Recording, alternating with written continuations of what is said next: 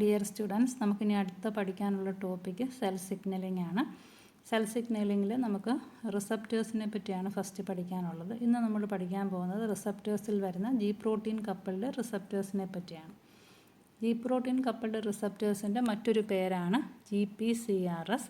GPCRS എന്ന് പറയുന്നത് eukaryotic സെല്ലുകളിലെ ഏറ്റവും ലാർജസ്റ്റും അതുപോലെ ഡൈവേഴ്സ് ആയിട്ടുള്ള മെംബ്രെയിൻ റിസപ്റ്റേഴ്സാണ്. ഇതിനെ കോഡ് ചെയ്യാനായിട്ട് ഹ്യൂമൻ ജീനോമിൽ ഏകദേശം 800ഓളം ഡിസ്റ്റിൻറ്റ് ജീൻസ് ഉണ്ട്. ഇന്ന് കണ്ടെത്തിയിട്ടുള്ള പകുതിയിലേറെ ഡ്രഗുകളും ടാർഗറ്റ് ചെയ്യുന്നത് ഈ റിസപ്റ്റേഴ്സ് വഴിയാണ്. ഇപ്പോൾ G protein coupled receptors are the largest and most diverse group of membrane receptors in eukaryote. They are encoded by nearly 800 distinct genes in human genome, and it has been estimated that more than half of all the modern drugs are targeted at these receptors. G protein coupled receptors എന്ന് പറയുന്നത് plasma മെംബ്രെയിനിലെ integral membrane proteins ആണ്. They are used to convert extracellular signals into intracellular responses. അപ്പോൾ സെല്ലിന് പുറത്തു നിന്ന് വരുന്ന സിഗ്നലുകളെ accept ചെയ്തിട്ട് അതിന് കറസ്പോണ്ടിങ് ആയിട്ടുള്ള ഇൻട്രാസെല്ലുലാർ റെസ്പോൺസസ് ആക്കി മാറ്റാനായിട്ട് സഹായിക്കുന്ന ഇൻ്റഗ്രൽ മെംബ്രെയിൻ പ്രോട്ടീൻസ് ആണ് ഈ ജി പ്രോട്ടീൻ കപ്പിൾഡ് റിസപ്റ്റേഴ്സ് എന്ന് പറയുന്നത്. അപ്പോൾ ഇവർ മെയിനായിട്ട് റെസ്പോണ്ട് ചെയ്യുന്നത് ഹോർമോൺസിനോടും ന്യൂറോ ട്രാൻസ്മിറ്റേഴ്സിനോടും അതുപോലെ വിഷൻ, ഓൾഫാക്ഷൻ, അതുപോലെ ടേസ്റ്റ് സിഗ്നൽസിനോടും ഒക്കെ ആയിരിക്കും ഇവർ റെസ്പോണ്ട് ചെയ്യുന്നത്. അപ്പോൾ ഇത്തരത്തിലുള്ള സിഗ്നൽസിനെ ആയിരിക്കും ഇവർ എക്സ്ട്രാ സെല്ലുലാർ ഫേസിൽ വെച്ച് ബൈൻഡ് ചെയ്യുന്നത്. ജി പ്രോട്ടീൻ കപ്പിൾഡ് റിസപ്റ്ററിൻ്റെ സ്ട്രക്ചറാണ് അടുത്തത്. മെയിനായിട്ട് 3 ഭാഗങ്ങളാണ് GPCRനുള്ളത്. ഒരു എക്സ്ട്രാ സെല്ലുലാർ റീജിയൻ, ഒരു ട്രാൻസ് മെംബ്രെയിൻ റീജിയൻ അല്ലെങ്കിൽ TM region and an intra cellular region. അപ്പോൾ ആദ്യം നമുക്ക് എക്സ്ട്രാ സെല്ലുലാർ റീജിയൻ നോക്കാം. എക്സ്ട്രാ സെല്ലുലാർ റീജിയനിലുള്ളത് ഒരു N ടെർമിനസും അതുപോലെ 3 എക്സ്ട്രാ സെല്ലുലാർ ലൂപ്പുകളുമാണ്. ഓരോ എക്സ്ട്രാ സെല്ലുലാർ ലൂപ്പിനെ നമ്മൾ ECL കൊണ്ടാണ് റെപ്രസെൻ്റ് ചെയ്യുന്നത്. അപ്പം 3 ഉള്ളപ്പം ECL1, ECL2 and ECL3. Extra cellular loop എന്നുള്ളതാണ് ECL കൊണ്ട് ഉദ്ദേശിച്ചിരിക്കുന്നത്. എക്സ്ട്രാ സെല്ലുലാർ റീജിയനിലാണ് സിഗ്നൽ റിസീവ് ചെയ്യുന്നത്. അപ്പോൾ സിഗ്നൽസിനെ ലിഗാൻസ് എന്നും പറയും. അപ്പോൾ ലിഗാൻസ് നമ്മൾ നേരത്തെ പറഞ്ഞിരുന്നത് ഹൈലി വേരിയിങ് ആണ്. അത് ചിലപ്പോൾ ഹോർമോൺസ് ആകാം, ചിലപ്പോൾ ന്യൂറോ ട്രാൻസ്മിറ്റേഴ്സ് ആകാം, അതല്ലെങ്കിൽ വിഷൻ്റെയോ ഓൾഫാക്ഷൻ്റെയോ ടേസ്റ്റിൻ്റെയോ സിഗ്നൽസ് ആകാം. അപ്പോൾ അതുകൊണ്ട് തന്നെ ഈ സിഗ്നൽസിൻ്റെ അല്ലെങ്കിൽ ലിഗാൻഡിൻ്റെ സൈസ് വേരി ചെയ്യും. ചിലപ്പോൾ സ്മോൾ മോളിക്യൂൾസ് ആയിട്ടായിരിക്കും വന്ന് അറ്റാച്ച് ചെയ്യുന്നത്, അല്ലെങ്കിൽ ലാർജർ പ്രോട്ടീൻസ് ആയിരിക്കും സിഗ്നൽസ് ആയിട്ട് വന്ന് അറ്റാച്ച് ചെയ്യുന്നത്. ഈ എക്സ്ട്രാ സെല്ലുലാർ പാർട്ട്, GPCRൻ്റെ എക്സ്ട്രാ സെല്ലുലാർ പാർട്ട് ഗ്ലൈക്കോസിലേറ്റ് ചെയ്യാൻ പറ്റുന്ന പാർട്ടാണ്. അതുപോലെ എക്സ്ട്രാ സെല്ലുലാർ ലൂപ്പിൽ ഹൈലി കൺസേർവ്ഡ് ആയിട്ടുള്ള സിസ്റ്റീൻ അമിനോ ആസിഡ്സ് ഉണ്ട്. ഈ സിസ്റ്റീൻ അമിനോ ആസിഡ്സിൻ്റെ പ്രത്യേകത അവർക്ക് സൾഫറുണ്ട്. അപ്പോൾ സൾഫറുള്ള ഈ 2 സിസ്റ്റീൻ അമിനോ ആസിഡ്സ് ഉള്ളത് കൊണ്ട് തന്നെ അവ തമ്മിൽ ഡൈസൾഫൈഡ് ബോണ്ട് ഫോം ചെയ്തിട്ടാണ് ഈ റിസപ്റ്ററിൻ്റെ സ്ട്രക്ചറിനെ സ്റ്റെബിലൈസ് ചെയ്യുന്നത്. അപ്പോൾ ഇതാണ് എക്സ്ട്രാ സെല്ലുലാർ ഫേസിൻ്റെ പ്രത്യേകത. അപ്പോൾ ഒരു N ടെർമിനസ് റീജിയണും 3 എക്സ്ട്രാ സെല്ലുലാർ ലൂപ്പും ഉണ്ട്. അതുപോലെ അതിലേക്കാണ് ലിഗാൻഡായിട്ടുള്ള സിഗ്നൽസ് വന്ന് ബൈൻഡ് ചെയ്യുന്ന. സിഗ്നൽസിൻ്റെ size small molecules to large proteins വരെ സൈസ് വേരി ചെയ്യുന്നു. എക്സ്ട്രാ സെല്ലുലാർ പാർട്ട് ഗ്ലൈക്കോസിലേഷൻ വിധേയമാകുന്ന പാർട്ടാണ്. അതിൽ ഹൈലി കൺസേർവ്ഡ് ആയിട്ടുള്ള സിസ്റ്റീൻ റെസിഡ്യൂസ് ഉണ്ട്. അത് ഡൈസൾഫൈഡ് ബോണ്ട് ഫോം ചെയ്തിട്ടാണ് ഈ ഒരു എക്സ്ട്രാ സെല്ലുലാർ അല്ലെങ്കിൽ GPCRൻ്റെ എൻ്റയർ സ്ട്രക്ചറിനെ തന്നെ സ്റ്റെബിലൈസ് ചെയ്യുന്നത്. അടുത്ത പാർട്ട് എന്ന് പറയുന്നത് ട്രാൻസ് മെംബ്രെയിൻ റീജിയൻ ആണ്. ട്രാൻസ് മെംബ്രെയിൻ റീജിയനിൽ 7 ആൽഫ ഹെലിക്സ് ആണുള്ളത്. 7 ട്രാൻസ് മെംബ്രെയിൻ ആൽഫ ഹെലിക്സിനെ TM1 to TM7 എന്നാണ് പേര് കൊടുത്തേക്കുന്നത്. അപ്പോൾ TM1, TM2, TM3, TM4, TM5, TM6, TM7 അങ്ങനെ ട്രാൻസ് മെംബ്രെയിൻ 7 ആൽഫ ഹെലിക്സ് കൊണ്ടാണ് നിർമ്മിച്ചിരിക്കുന്നത്. ട്രാൻസ് മെംബ്രെയിൻ റീജിയനിൽ 7 ട്രാൻസ് മെംബ്രെയിൻ ആൽഫ ഹെലിക്സ് ഉണ്ട്. അടുത്ത പാർട്ട് എന്ന് പറയുന്നത് ഇൻട്രാസെല്ലുലാർ റീജിയൻ ആണ്. ഇൻട്രാസെല്ലുലാർ റീജിയനിലുള്ളത് 3 ഇൻട്രാസെല്ലുലാർ ലൂപ്സ്, അതിനെ ICL1, ICL2, ICL3 എന്ന് പറയും. ഇത് കൂടാണ്ട് ഒരു ഇൻട്രാസെല്ലുലാർ ആംഫിപതിക്കായിട്ടുള്ള ഷോർട്ട് ആൽഫ ഹെലിക്സും ഒരു C ടെർമിനസുമാണ് ഉള്ളത്. അപ്പോൾ ഇൻട്രാസെല്ലുലാർ റീജിയനിലുള്ളത് 3 intracellular loops and short alpha helix and C terminus. അപ്പോൾ ഈ 3 പാർട്ട് ചേർന്നിട്ട് ഇൻട്രാസെല്ലുലാർ റീജിയൻ ഫോം ചെയ്തേക്കുന്നു. അപ്പം നമ്മൾ നേരത്തെ പറഞ്ഞായിരുന്നു എക്സ്ട്രാ സെല്ലുലാർ റീജിയണിൽ വന്നിട്ടാണ്, എക്സ്ട്രാ സെല്ലുലാർ റീജിയനാണ് ഈ ഒരു സിഗ്നലിനെ അല്ലെങ്കിൽ ലിഗാൻഡിനെ റിസീവ് ചെയ്യുന്നത്, അതിനെ അക്സസ് ചെയ്യുന്നത് എക്സ്ട്രാ സെല്ലുലാർ റീജിയനാണ്. എന്നാൽ ട്രാൻസ്മെംബ്രെയിൻ റീജിയനാണ് സ്ട്രക്ചറൽ കോറായിട്ട് ആക്ട് ചെയ്യുന്നത്.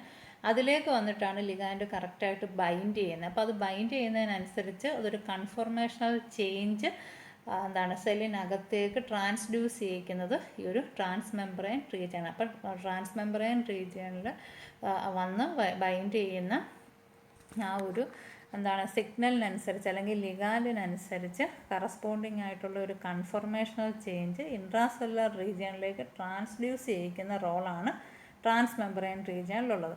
ഇനി ഇൻട്രാസെല്ലുലാർ റീജിയൻ്റെ ജോലി എന്ന് വെച്ച് കഴിഞ്ഞാൽ സൈറ്റോസോളിലുള്ള സെല്ലിനകത്തുള്ള സിഗ്നലിംഗ് പ്രോട്ടീൻസുമായിട്ട് ഒരു ഈ സിഗ്നലിനനുസരിച്ചുള്ള ഒരു ഇൻ്റർഫേസ് ഫോം ചെയ്യുക. അതായത് ഈ സിഗ്നലിനനുസരിച്ച് സെല്ല് റെസ്പോണ്ട് ചെയ്യണമല്ലോ. അപ്പോൾ എങ്ങനെയാണ് സെല്ല് റെസ്പോണ്ട് ചെയ്യുന്നത്, ഏതൊക്കെ സൈറ്റോസോളിക് സിഗ്നലിംഗ് പ്രോട്ടീൻസിനെയാണ് ഇത് ആക്ടിവേറ്റ് ചെയ്യേണ്ടത് എന്നൊക്കെ ഉള്ളത് തീരുമാനിക്കുന്നത് ഈ ഇൻട്രാസെല്ലുലാർ റീജിയനാണ്. Intracellular region interfaces with the cytosolic signaling proteins. അപ്പം ഇതാണ് ഈ ഒരു ജി പ്രോട്ടീൻ കപ്പിൾഡ് റിസപ്റ്ററിൻ്റെ സ്ട്രക്ചർ എന്ന് പറയുന്നത്. ഇനി GPCRS ഏതൊക്കെ സിഗ്നൽസിനെയാണ് റിസീവ് ചെയ്യുന്നതെന്നാണ് പറയുന്നത്. GPCRS can transduce signals received from messengers such as ions, organic odorants, amines, peptides, protein, lipids, nucleotide and even photons. അപ്പോൾ ഈ എല്ലാ സിഗ്നൽസിനെയും റിസീവ് ചെയ്യാനായിട്ട് GPCRSന് പറ്റും. The main feature of GPCRS is to interact with the G protein. അപ്പം G protein coupled receptor ആയതുകൊണ്ട് തന്നെ ഇയാളുടെ main feature എന്ന് പറയുന്നത് G പ്രോട്ടീനുമായിട്ട് ഇയാൾക്ക് ഇൻട്രാക്ട് ചെയ്യാൻ പറ്റും എന്നുള്ളതാണ്. അപ്പോൾ G പ്രോട്ടീൻ പല ഐസോഫോംസിലുണ്ട്. GS, GQ*11, GI, G12*13 അങ്ങനെ പല ഐസോഫോംസിൽ G പ്രോട്ടീൻ എക്സിസ്റ്റ് ചെയ്യുന്നുണ്ട്. അപ്പോൾ ഈ G പ്രോട്ടീനുമായിട്ടും എല്ലാം തന്നെ ഇൻട്രാക്ട് ചെയ്യാനും അതുപോലെ തന്നെ ആൾട്ടർനേറ്റീവ് സിഗ്നലിംഗ് കാസ്കേഡുകളെ സെല്ലിനകത്തിൽ ആക്ടിവേറ്റ് ചെയ്യാനും ഒക്കെ ഈ G പ്രോട്ടീൻ കപ്പിൾഡ് റിസപ്റ്റേഴ്സിന് സാധ്യമാകും. അങ്ങനെ ഒത്തിരിയേറെ ഫങ്ഷണൽ ഡൈവേഴ്സിറ്റി ഉള്ള ഒരു റിസപ്റ്റർ പ്രോട്ടീനാണ് GPCRS. അപ്പോൾ ഇതിൻ്റെ മെയിൻ ഫങ്ഷൻ എന്ന് പറഞ്ഞാൽ it can bind to G protein and it can interact with the G protein and it can activate a number of alternative signaling cascade in the cell. G protein coupled റിസപ്റ്ററുമായിട്ട് ബന്ധപ്പെട്ട് രണ്ട് main signal transduction pathways ആണുള്ളത്. ആദ്യത്തേത് cyclic AMP signal pathway, രണ്ടാമത്തേത് phosphatidyl inositol signal pathway. There are two principal signal transduction pathway involving G protein coupled receptor, the cyclic AMP signal pathway and the phosphatidyl inositol signal pathway. അപ്പോൾ ഈ രണ്ട് പാത്വേക്കും കുറച്ച് features ജനറലായിട്ടുണ്ട്. ആ ഫീച്ചേഴ്സാണ് നമ്മൾ ആദ്യം പറയാൻ പോകുന്നത്. Signal transduction by GPCR. അപ്പോൾ ഒരു ലിഗാൻഡ് വന്നിട്ട് GPCRൽ ബൈൻഡ് ചെയ്യുമ്പോൾ GPCRൽ ഒരു കൺഫർമേഷണൽ ചേഞ്ച് ഉണ്ടാക്കുന്നു. അപ്പോൾ അതിന് ആ ഒരു കൺഫർമേഷണൽ ചേഞ്ചിൻ്റെ ഭാഗമായിട്ട് ഈ GPCR ഗ്വാനിൻ ന്യൂക്ലിയോറ്റൈഡ് എക്സ്ചേഞ്ച് ഫാക്ടറായിട്ട് ആക്ട് ചെയ്യുന്നു. അപ്പോൾ GPCR ഒരു സിഗ്നൽ വന്ന് GPCRലേക്ക് ബൈൻഡ് ചെയ്യുന്ന സമയത്ത് GPCRൽ കൺഫർമേഷണൽ ചേഞ്ച് ഉണ്ടാകുകയും GPCRനെ ഒരു ഗ്വാനിൻ ന്യൂക്ലിയോറ്റൈഡ് എക്സ്ചേഞ്ച് ഫാക്ടറായിട്ട് അത് മാറ്റുകയും ചെയ്യുന്നു. അപ്പോൾ GPCRുമായിട്ട് അസോസിയേറ്റ് ചെയ്ത് കാണപ്പെടുന്ന പ്രോട്ടീനാണ് G പ്രോട്ടീൻ എന്ന് പറയുന്നത്. അപ്പോൾ G പ്രോട്ടീൻ്റെ പ്രത്യേകത, അതിന് 3 സബ് യൂണിറ്റ് ഉണ്ട്. ഒരു ആൽഫ സബ് യൂണിറ്റും ഒരു ബീറ്റ സബ് യൂണിറ്റും ഒരു ഗാമ സബ് യൂണിറ്റും. ഈ ആൽഫ സബ് യൂണിറ്റിലോട്ട് ബൈൻഡ് ചെയ്തിട്ട് എപ്പോഴും GDP കാണപ്പെടും. അപ്പം ഒരു സിഗ്നൽ വന്ന് G പ്രോട്ടീൻ കപ്പിൾഡ് റിസപ്റ്ററിൽ ബൈൻഡ് ചെയ്യുമ്പോൾ അതിലൊരു കൺഫർമേഷണൽ ചേഞ്ച് ഉണ്ടായിട്ട് അതൊരു ഗ്വാനിൻ എക്സ്ചേഞ്ച് ഫാക്ടറായിട്ട് ആക്ട് ചെയ്യുമെന്ന് പറഞ്ഞു. അപ്പം അതുമായിട്ട് ബന്ധപ്പെട്ട് നിൽക്കുന്ന G പ്രോട്ടീനിലാണ് നമ്മൾ ഈ പറഞ്ഞ 3 sub unit alpha, beta, gamma sub unit ഉള്ളത്. അതിലെ ആൽഫ സബ് യൂണിറ്റിലെ GDP മാറിയിട്ട് അതിലേക്ക് GTP ആഡ് ചെയ്ത് കൊടുക്കും. അങ്ങനെയാണ് GPCR ഒരു ഗ്വാനിൻ ന്യൂക്ലിയോറ്റൈഡ് എക്സ്ചേഞ്ച് ഫാക്ടറായിട്ട് ആക്ട് ചെയ്യുന്നത്. അപ്പം GDP ആയിരുന്ന ആൽഫ സബ് യൂണിറ്റിലേക്ക് GDPയെ മാറ്റിയിട്ട് GTP ആക്കും. അപ്പോൾ ആൽഫ സബ് യൂണിറ്റ് ആക്ടിവേറ്റഡായി. ആൽഫ സബ് യൂണിറ്റ് അപ്പം GTP-യുമായിട്ട് ബൈൻഡ് ചെയ്തു, ആക്ടിവേറ്റഡ് ആയിട്ടുള്ള ഈ ഒരു ആൽഫ സബ് യൂണിറ്റ് ഉടൻ തന്നെ എന്ത് ചെയ്യുന്നു, ഇതിൽ നിന്നും അങ്ങ് ഡിസോസിയേറ്റ് ചെയ്ത് മാറുന്നു. അപ്പോൾ ആൽഫ സബ് യൂണിറ്റ് ആക്ടിവേറ്റ് ആയപ്പോൾ അത് എന്താണ്, അതിൽ നിന്നും ആ ഒരു ഗാമ അതുപോലെ തന്നെ ബീറ്റ സബ് യൂണിറ്റിൽ നിന്നും ആൽഫ അങ്ങ് ഡിസോസിയേറ്റ് ചെയ്ത് മാറി. അപ്പോൾ ആൽഫ സബ് യൂണിറ്റ് ഇപ്പം സെപ്പറേറ്റ് ആയിട്ട് നിൽക്കുകയാണ്, പിന്നെ beta gamma subunit separate ആണ്. ഇവർക്ക് രണ്ടു പേർക്ക്, അതായത് ഡിസോസിയേറ്റ് ചെയ്ത് മാറി ആൽഫ സബ് യൂണിറ്റിലാണെങ്കിലും ബീറ്റ ഗാമ സബ് യൂണിറ്റിനാണെങ്കിലും സെല്ലിനകത്തുള്ള മറ്റ് പ്രോട്ടീൻസുമായിട്ടെല്ലാം ഇൻട്രാക്ട് ചെയ്യാനായിട്ട് പറ്റുന്നു. അങ്ങനെ അവരാണ് ആ സിഗ്നൽ ട്രാൻസ്ഡക്ഷൻ കാസ്കേഡ് ആ സെല്ലിനകത്ത് നടക്കുന്നത്. എന്ന് വെച്ചാൽ ഏത് സിഗ്നലാണോ വന്ന് ബൈൻഡ് ചെയ്ത് ആ സിഗ്നലിന് കറസ്പോണ്ടിങ് ആയിട്ടുള്ള എന്താണ് ഇൻട്രാസെല്ലുലാർ പ്രോട്ടീൻസിനെ പിന്നെ അവരുമായിട്ട് ഇൻട്രാക്ട് ചെയ്തിട്ട് സെല്ലിനകത്ത് വേണ്ട റെസ്പോൺസുകൾ നടത്തുക എന്നുള്ളത് പിന്നെ ഈ G alpha and G beta gamma സബ് യൂണിറ്റിൻ്റെ റെസ്പോൺസിബിലിറ്റിയാണ്. അപ്പോൾ അന്നേരത്തേക്ക് GPCR എന്ന് പറയുന്ന ആദ്യത്തെ മോളിക്യൂള്, അതായത് ആ ഒരു എന്താണ് റിസപ്റ്റർ മോളിക്യൂള് ഫ്രീ ആയി. അപ്പോൾ അയാൾക്ക് എന്ത് ചെയ്യാൻ പറ്റും, പുതിയൊരു G പ്രോട്ടീനുമായിട്ട് ബൈൻഡ് ചെയ്തിട്ട് ഒരു പുതിയ കോംപ്ലക്സ് ഫോം ചെയ്ത് അടുത്ത സിഗ്നൽ ട്രാൻസ്ഡക്ഷന് അപ്പോൾ അത് ആ GPCRലേക്ക് പുതിയൊരു എന്താണ് സിഗ്നൽ വന്ന് ബൈൻഡ് ചെയ്ത് കഴിഞ്ഞാൽ അതിന് പുതിയൊരു G പ്രോട്ടീനുമായിട്ട് ബൈൻഡ് ചെയ്യാൻ പറ്റുന്നു. എന്താണ് പുതിയ സിഗ്നൽ ട്രാൻസ്ഡക്ഷൻ തുടരാനായിട്ട് അല്ലെങ്കിൽ ഇനിഷ്യേറ്റ് ചെയ്യാനായിട്ട് പറ്റുന്നു.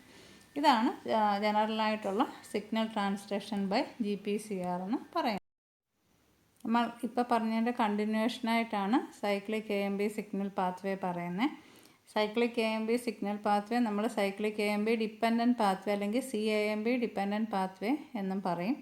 അപ്പോൾ ഇതിനകത്ത് മെയിനായിട്ടുള്ളത് 5 കമ്പോണൻസ് ആണ്.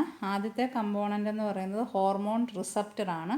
ഹോർമോൺ റിസപ്റ്റർ രണ്ട് തരത്തിലുണ്ട്. സ്റ്റിമുലേറ്റീവ് ആയിട്ടുള്ള ഹോർമോൺ റിസപ്റ്ററും ഉണ്ട്, ഇൻഹിബിറ്ററി ആയിട്ടുള്ള ഹോർമോൺ റിസപ്റ്ററും ഉണ്ട്. അപ്പോൾ സ്റ്റിമുലേറ്റീവ് ഹോർമോൺ റിസപ്റ്ററിൻ്റെ പ്രത്യേകത എന്താ, അതിലേക്ക് വന്ന് അറ്റാച്ച് ചെയ്യുന്നത് എപ്പോഴും സ്റ്റിമുലേറ്റീവ് ആയിട്ടുള്ള ഒരു സിഗ്നലായിരിക്കും. അതേസമയം ഇൻഹിബിറ്ററി ഹോർമോൺ റിസപ്റ്ററിലേക്ക് വന്ന് ബൈൻഡ് ചെയ്യുന്നത് ഇൻഹിബിറ്ററി ആയിട്ടുള്ള ഒരു സിഗ്നലായിരിക്കും.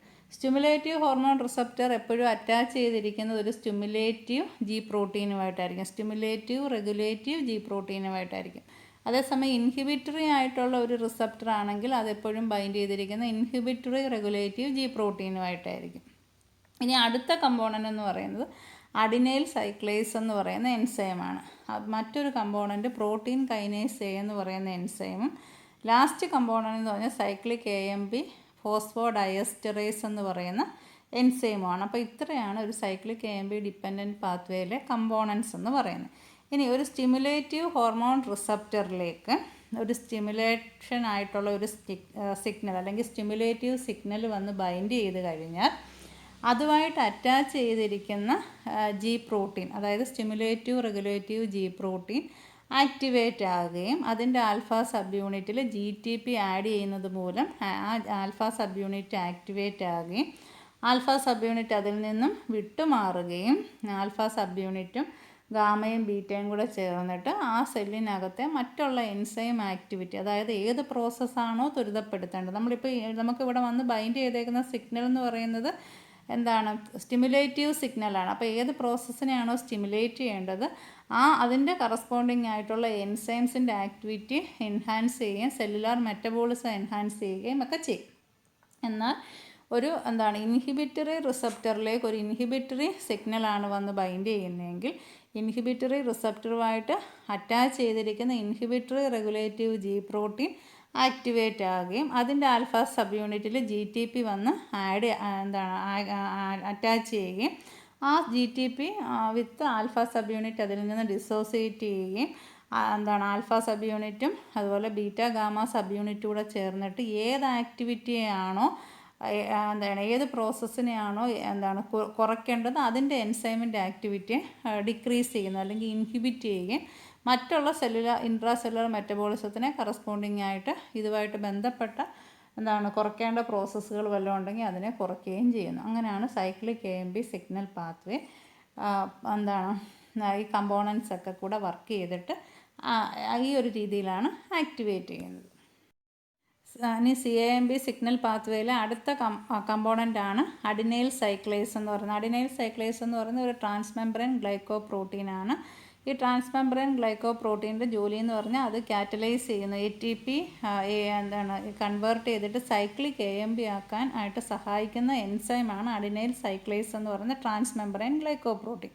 അപ്പോൾ ഈ ഒരു എൻസൈമിൻ്റെ പ്രസൻസിൽ ATPയിൽ നിന്ന് സൈക്ലിക് AMP പ്രൊഡ്യൂസ് ചെയ്യുന്നു. അപ്പോൾ ഈ അഡിനൈൽ സൈക്ലേസ് എന്ന് പറയുന്ന ട്രാൻസ്മെംബ്രെയിൻ ഗ്ലൈക്കോപ്രോട്ടീനെ നമുക്കൊരു എഫക്റ്റർ മോളിക്യൂൾ എന്ന് പറയാം. അപ്പോൾ ഒരു സിഗ്നൽ വന്ന് ജി പ്രോട്ടീൻ കപ്പിൾഡ് റിസപ്റ്ററിൽ ബൈൻഡ് ചെയ്ത സമയത്ത് സെല്ലിനകത്തുണ്ടായ ഒരു അല്ലെങ്കിൽ സെല്ലിൻ്റെ മെംബ്രെയിനിലുണ്ടായ ഒരു എഫക്റ്റർ മോളിക്യൂളാണ്, അല്ലെങ്കിൽ അതിൻ്റെ പ്രസൻസിൽ ആക്ടിവേറ്റ് ആയ ഒരു എഫക്റ്റർ മോളിക്യൂളാണ് അഡിനൈൽ സൈക്ലേസ്. അതിൻ്റെ ആക്ടിവേഷനിൽ ഉണ്ടായ ഒരു സെക്കൻഡ് മെസ്സഞ്ചറാണ് സൈക്ലിക് AMP അല്ലെങ്കിൽ CAMP എന്ന് പറയുന്ന കോമ്പൗണ്ട്. അപ്പോൾ ഈ CAMP എന്ന് പറയുന്ന കോമ്പൗണ്ട് ഒരു പ്രോട്ടീൻ കൈനേസ് A എന്ന് പറയുന്ന എൻസൈമിൻ്റെ ആക്ടിവേറ്ററായിട്ട് ആക്ട് ചെയ്യുന്നത്. അപ്പോൾ സൈക്ലിക് AMPയുടെ പ്രസൻസിൽ മാത്രം ആക്ടിവേറ്റ് ആകുന്ന ഒരു എൻസൈമാണ് പ്രോട്ടീൻ കൈനേസ് A എന്ന് പറയുന്ന എൻസൈം. അത് സെല്ലിൻ്റെ മെറ്റബോളിസത്തിൽ വളരെ ഇമ്പോർട്ടൻറ്റ് റോൾ വഹിക്കുന്ന ഒരു എൻസൈമാണ്. പല മെറ്റബോളിസത്തിൽ ആക്റ്റീവായിട്ട് പാർട്ടിസിപ്പേറ്റ് ചെയ്യുന്ന പല എൻസൈമുകളെയും ഫോസ്ഫോറിലേറ്റ് ചെയ്യാൻ കഴിവുള്ള എൻസൈമാണ് ഈ പ്രോട്ടീൻ കൈനേസ് A എന്ന് പറയുന്നത്. അപ്പം നമുക്കൊരു സിഗ്നൽ വന്ന് ബൈൻഡ് ചെയ്യുമ്പോൾ ഏതെങ്കിലും ഒരു മെറ്റബോളിസത്തിൻ്റെ റേറ്റ് കൂടുവാണ് വേണ്ടതെങ്കിൽ ആ മെറ്റബോളിസത്തിൽ ആക്റ്റീവ്ലി ഇൻവോൾവ് ആയിരിക്കുന്ന എൻസൈമുകളെല്ലാം ഫോസ്ഫോറിലേറ്റ് ചെയ്യാൻ സഹായിക്കുന്ന മറ്റൊരു എൻസൈമാണ് ഈ പ്രോട്ടീൻ കൈനേസ് A എന്ന് പറയുന്നത്. അപ്പോൾ പ്രോട്ടീൻ കൈനേസ് A പക്ഷേ ആക്ടിവേറ്റ് ആവണമെങ്കിൽ അവിടെ ആര് വേണം? സൈക്ലിക് AMP വേണം. സൈക്ലിക് AMP ആക്ടിവേറ്റ് ആവണമെങ്കിൽ അഡിനൈൽ സൈക്ലേസ് എന്ന് പറയുന്ന മോളിക്യൂള് വേണം. അപ്പം ഈ പ്രോട്ടീൻ കൈനേസ് Aയ്ക്ക് ഒത്തിരിയേറെ റോളുണ്ട്. ഇപ്പോൾ ഒരു സിഗ്നൽ വന്ന് ഒരു സിഗ്നൽ ചില ജീനുകളുടെ എക്സ്പ്രഷൻ കൂട്ടാനാണ് എങ്കിൽ പ്രോട്ടീൻ കൈനേസ് Aയ്ക്ക് സ്പെസിഫിക് ആയിട്ട് ജീൻ എക്സ്പ്രഷൻ കൂട്ടാനുള്ള കഴിവുണ്ട്. ചില സെല്ലുലാർ സെക്രീഷൻസ് കൂട്ടാനാണെങ്കിൽ പ്രോട്ടീൻ കൈനേസ് Aയുടെ പ്രസൻസിൽ സെല്ലുലാർ സെക്രീഷൻ കൂടുന്നു.